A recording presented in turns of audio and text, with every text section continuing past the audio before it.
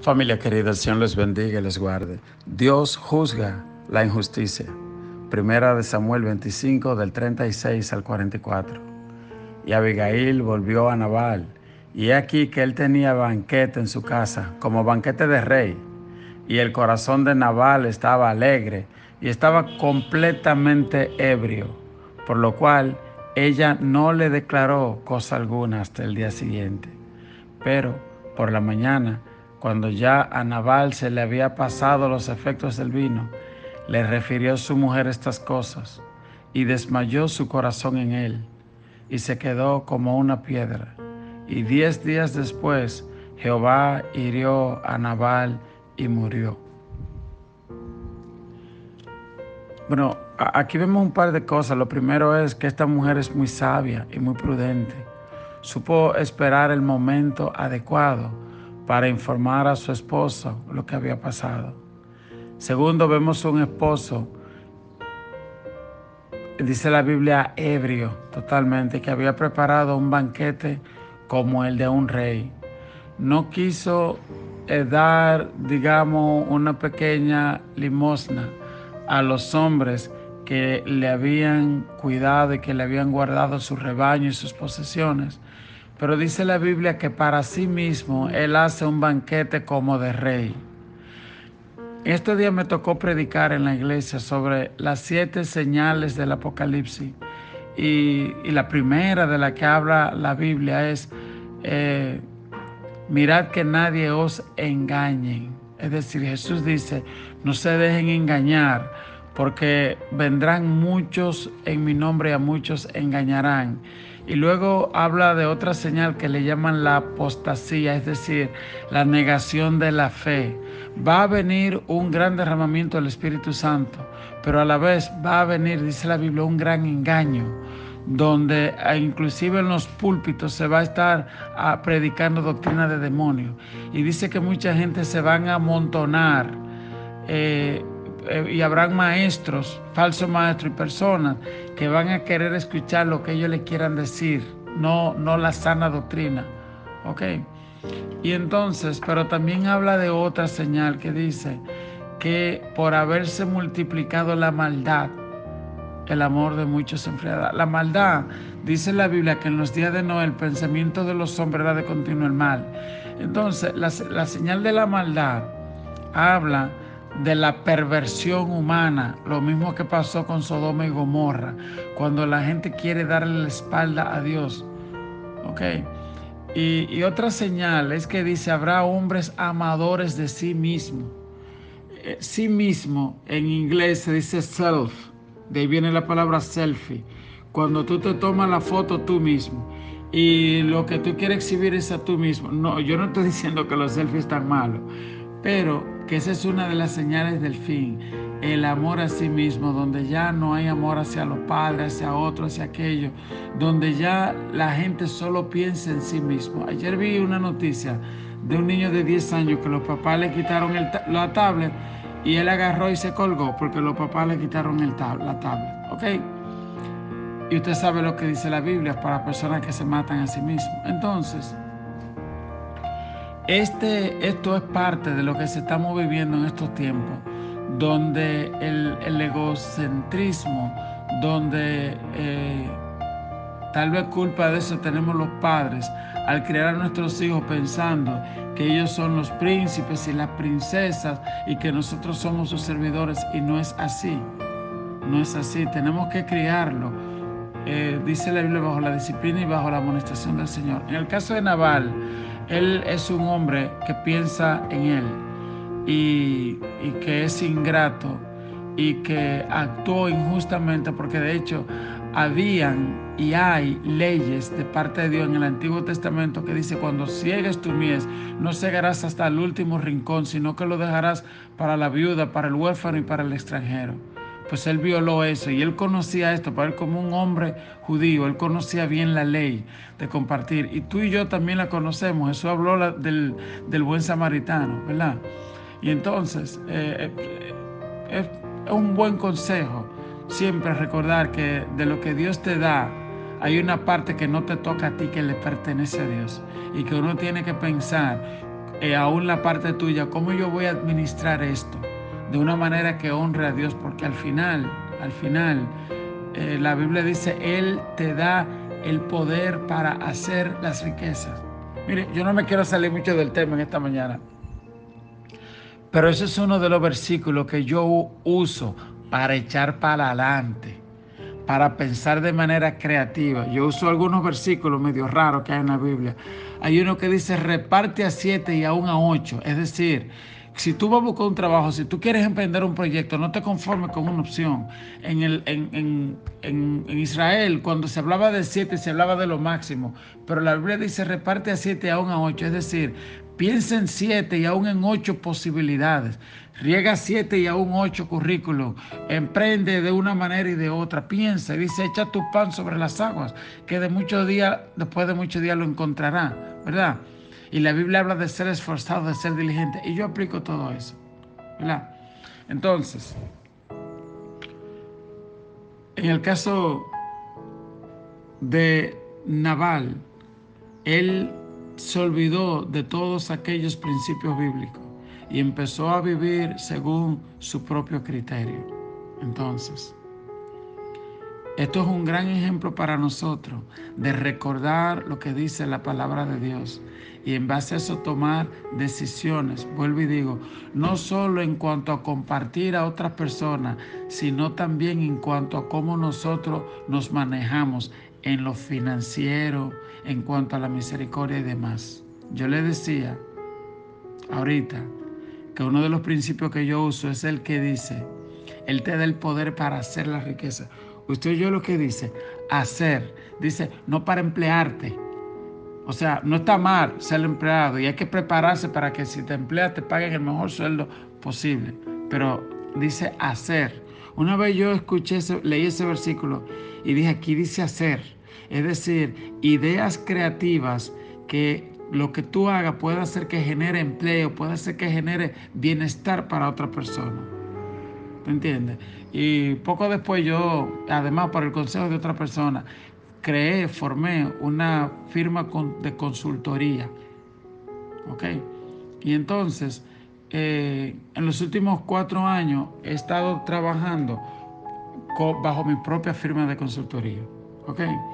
Entonces, eso fue a partir de eso. No sé cómo Dios va a aplicar eso en tu vida, pero Dios creó los cielos y la tierra, en que nosotros no tenemos el poder creador, solo Dios lo tiene. Pero como nosotros fuimos hechos imagen y semejanza, nosotros podemos escoger el camino. ¿Tú entiendes? Jesús dijo, yo soy el camino, la verdad y la vida. Y nosotros, nuestras decisiones son las que definen el camino. No solo para nosotros, sino para las personas que nos rodean. En el caso de Nabal, la decisión de él hizo que él traiga muerte sobre toda su familia. Y la decisión sabia de esta mujer hizo que todo ese mal se detuviera. Ahora, ella le explica al esposo, mira, lo que te pasó a ti fue esto y esto. Y también habla ahí de sabiduría para la mujer, porque a veces el esposo llega de la casa y la mujer lo primero, mira, no hay gas y aquello y esto, y el muchacho le dio un coso y el vecino me tiró una piedra, y el esposo a veces sale y de una vez busca un problema. Y hay que ser muy sabio. No, ahora él llegó, primero le doy su juguito, ¿verdad? Le doy su juguito, ¿verdad? Que cene, que descanse, ¿verdad? Como hizo Esther. A mí me encanta el ejemplo de Esther, que tenía un problema, le iban a matar a ella, a todo su pueblo. Y ella, lo que va donde el rey, lo invita a un banquete. A el hombre le gustaba un banquete, le busca un banquete, después otro banquete más. ¿Te ves?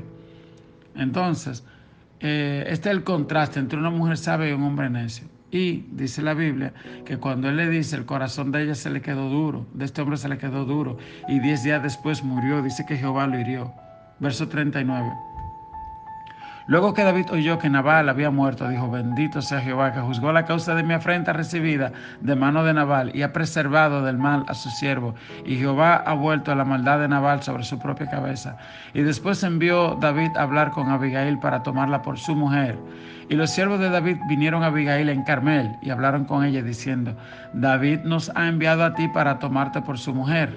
Y ella se levantó e inclinó su rostro a tierra, diciendo, he aquí tu sierva, que será una sierva para lavar los pies de los siervos de mi señor.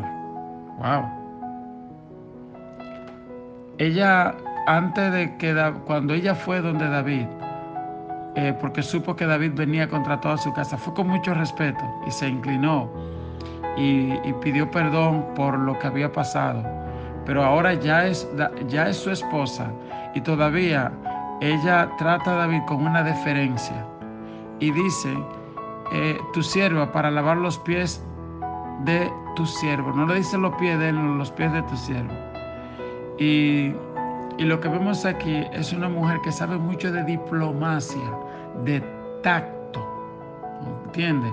Bueno, David, aquí estoy yo, ¿qué es lo que? Dime a ver. Y mire, una vez también yo predicaba un mensaje que decía que las personas tienen más de una dimensión. Por ejemplo, David en ese tiempo era, digamos, un fugitivo.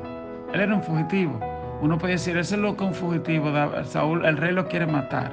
No, él también era ya el ungido, una persona ungida por Jehová. ¿Ok?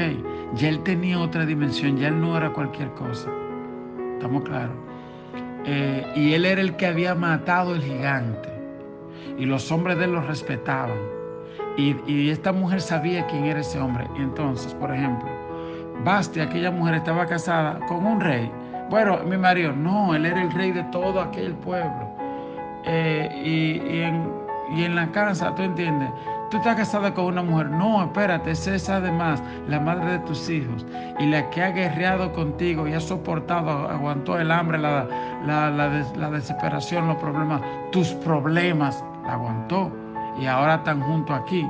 Y entonces, ahora que Dios lo prosperó, ahora ya tú te olvidas de ella, porque ¿verdad? No, usted tiene que recordar eso y honrar a esa esposa por lo que vale. ¿Ok? Y la esposa igual, honrar al esposo por lo que vale. Yo recuerdo que un día el pobre se estaba cayendo del sueño o le dolía la cabeza y tal cosa y aún así se fue por ahí a trabajar. ¿Entiendes?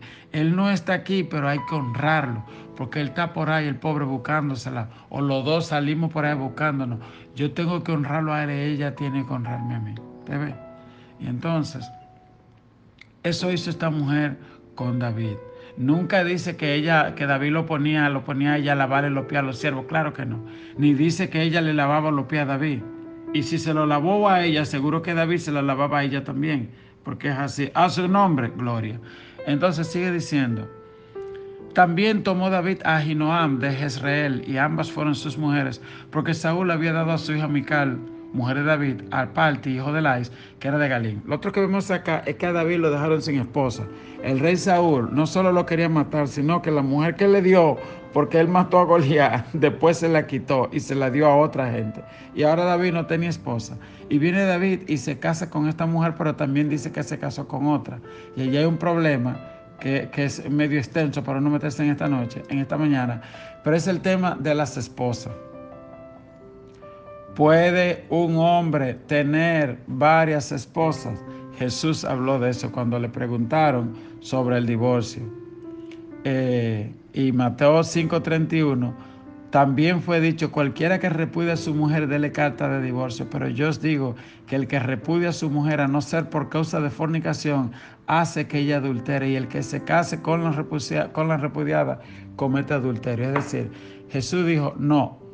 Y cuando le dijeron, pero antes tenía muchas mujeres, pero había divorcio, Jesús dijo, no, se permitió eso por la dureza de vuestro corazón, pero al principio no fue así. Es decir, y la Biblia dice, habiendo en Dios capacidad para hacer multitud de espíritus, le hizo una sola. Es decir, Dios pudo hacerle 500 mujeres a Adán, pero le hizo una sola. Y Dios está diciendo, es el diseño original, que después por la dureza de vuestro corazón, por todas las cosas malas que ustedes hicieron, Moisés le permitió dar carta de divorcio. Pero eso no es el diseño de Dios. ¿Entiendes? Entonces, hay otro ejemplo que me gusta poner, porque la gente dice, pero Jacob tuvo 4 esposas y David tuvo muchas mujeres. Y Salomón sí, mi amor. Pero lee lo que dice la Biblia de ellos. En el caso de Jacob, hay una cita que a mí me encanta siempre leer, que está en Génesis. Génesis 47:8. Oiga esto. Cuando Jacob se encuentra con Faraón.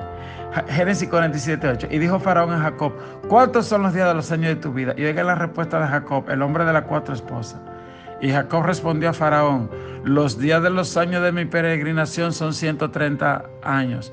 Pocos y malos han sido los días de los años de mi vida. ¿Cómo fue que él dijo? Pocos y malos. Ajá. ¿Y qué fue lo que pasó? Oh, que el hombre tenía 4 esposas y vino uno de los hijos de él y se acostó con una de las esposas de él. Le fue infiel. ¿Tú sabes? Pues esto le pasó a Jacob. ¿Ok?